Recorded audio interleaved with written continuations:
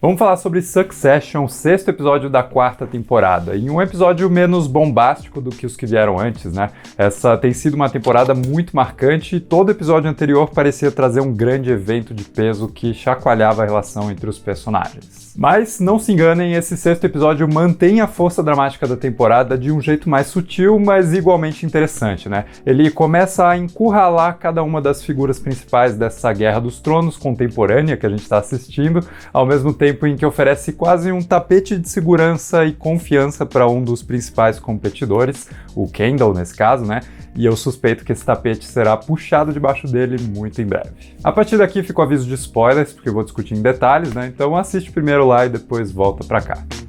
Vamos lá, me permitam um parêntese aqui que tem tudo a ver com esse episódio. Na biografia do Steve Jobs, escrita pelo Walter Isaacson, o autor cita um termo que era muito utilizado para se referir ao carisma hipnótico e muitas vezes opressor do fundador da Apple, né? Eles diziam que ele tinha a habilidade de criar um campo de distorção da realidade ao redor de si mesmo. Ou seja, o Steve Jobs era capaz de convencer a si mesmo e aos outros a acreditar praticamente em tudo que ele quisesse, né? Com uma mistura de carisma, exagero e marketing persistente. O campo de distorção da realidade distorce a proporção e a dimensão das conquistas, né? Tipo, sei lá, pequenos avanços são celebrados como se fossem feitos gigantescos e novos produtos se tornam inovações decisivas na história da humanidade. Vale dizer que os efeitos desse campo de distorção não pertencem unicamente ao Steve Jobs, né? Mas a gente nota esse poder de persuasão em várias figuras midiáticas em diferentes áreas da sociedade. Desde políticos carismáticos, líderes religiosos e até aquele seu chefe que diz que se você virar só uma noitezinha a mais,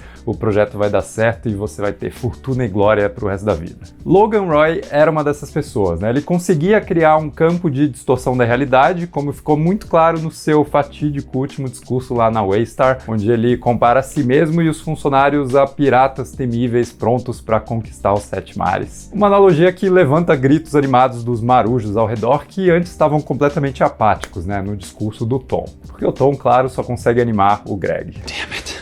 O que nos traz aqui é o sexto episódio onde o Kendall procura desesperadamente recriar o campo de distorção do seu pai para obter uma vitória importante no seu plano de ferrar com a venda da Waystar para o Lucas Madsen, na trama do episódio anterior. A ideia do Kendall é supervalorizar o Living Plus para que isso afaste o interesse de compra do Madsen, que não gostaria de pagar muito mais por um produto que ele detesta. Mas como sempre em Succession, né, essa trama acionista é só o pano de fundo para os conflitos que realmente interessam e que começam a se desenvolver para lados diferentes em cada um dos três irmãos. O Roman se mostra cada vez mais desestabilizado com o poder, né? O que fica claro naquela cena onde ele se encontra com a executiva da Waystar Studios para discutir o fracasso daquele filme tosco deles, e que termina numa demissão completamente gratuita, impulsiva e quase imediatamente arrependida. O cara é tão inseguro que mesmo quando ele bate o pé numa decisão, segundos depois ele já tá olhando para trás. Aliás, mais uma prova do caráter do Roman vem na conversa dele sobre a vida eterna, né? Que seria uma das quase promessas do Living Plus, e o Roman diz que não é possível que não haja uma solução para a morte, já que morrer é algo muito comum. Para ele, mesmo a morte deveria ser algo que ele pudesse comprar, né? Mas ele não pode, e isso acaba irritando demais o cara, porque essencialmente, ao morrer, ele também se tornaria igual a todo o resto do mundo pobre que ele tanto despreza. Por outro lado, a Shiv continua desenvolvendo uma relação de intimidade e cumplicidade com o Madsen de um jeito bem dissimulado por ambas as partes.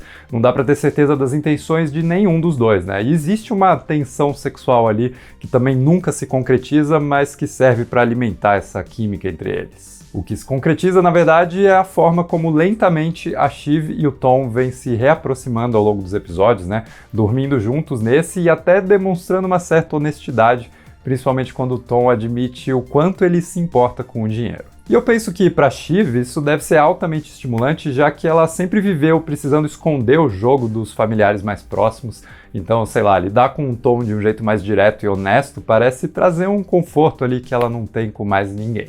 Aliás, eu adoro o momento onde a Shiv comenta que não sabe o que vai fazer a respeito de tudo isso, né? E a câmera enquadra ela junto de outros dois reflexos de si mesma, como se ela estivesse numa encruzilhada e pudesse seguir vários caminhos diferentes.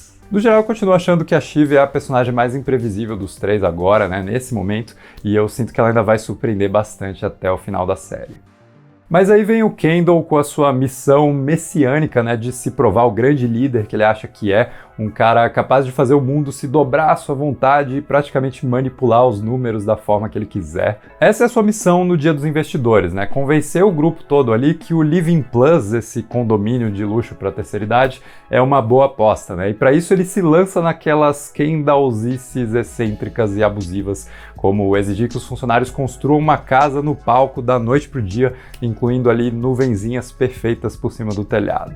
Coisa que os caras obviamente não conseguem fazer, e o Kendall termina esse mini projeto culpando a equipe incapaz de enxergar as tão sonhadas nuvenzinhas do sucesso. Não existe campo de distorção de realidade capaz de concretizar ideias que são tão esvoaçantes quanto nuvens, né? Pelo menos não para esse Roy, mas, de novo, né? Se fosse o Logan ali, o cara talvez nem precisasse dessa piração toda. Aliás, eu adoro como o episódio e os personagens fazem questão de zoar essa apresentação do Kendall, que vira uma verdadeira coleção de momentos cringe muito embasados na realidade, né? Tipo, todo mundo que já trabalhou numa empresa grande deve ter vivenciado apresentações bizarras e constrangedoras como essa, né? Incluindo aí o momento onde o Kendall conversa com uma projeção gigante do seu falecido pai. Eu acho que eu já cheguei a fazer um job onde eu quase tive que fazer algo parecido assim, mas felizmente o job foi vetado antes de se tornar realidade.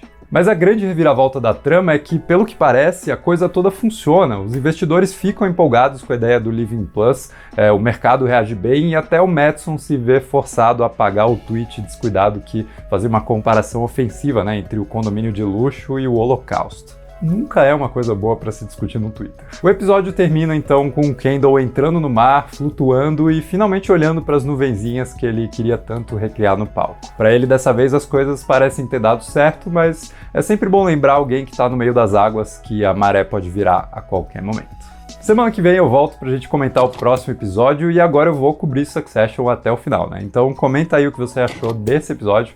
Se gostou do vídeo, não esquece de deixar um like, se inscrever no canal e a gente se vê no próximo vídeo.